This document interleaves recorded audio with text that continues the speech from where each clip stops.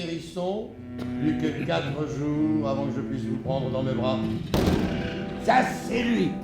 Claude Monet, figure de l'impressionnisme face à Georges Clemenceau, surnommé Père la Victoire en raison de son action pendant la guerre.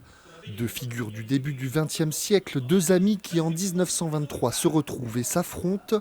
Monet confronté à la cécité, bientôt aveugle, qui n'ose avouer qu'il ne pourra terminer ses nymphéas et honorer la promesse faite à Clemenceau d'exposer au musée de l'Orangerie.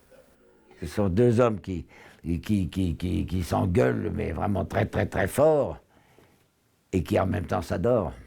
Le conflit a réellement existé. Tout ce qui se passe au cours de la pièce est historique.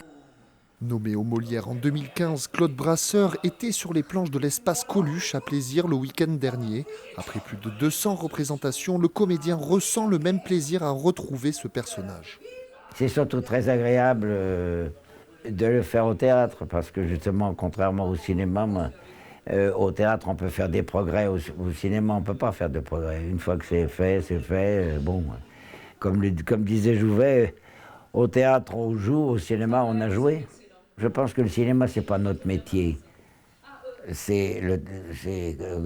Toute notre bande, quand on était au conservatoire, toute notre bande, on ne rêvait que de théâtre. On pensait pas du tout faire du cinéma, ça ne nous intéressait pas.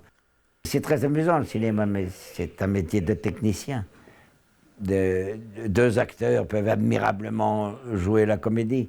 Si c'est mal filmé et mal monté, on a l'air de deux cons. Au cinéma, Claude Brasseur retrouvera néanmoins Franck Dubosc cet été pour le 3e volet de la comédie familiale Camping. La tournée se poursuit pour La colère du tigre, une pièce qui trouve d'ailleurs un écho bien particulier dans l'actualité. On en aurait bien besoin aujourd'hui d'un personnage comme ça dans la politique. C'est un homme intègre, rien ne lui appartenait, il a tout sacrifié pour la France.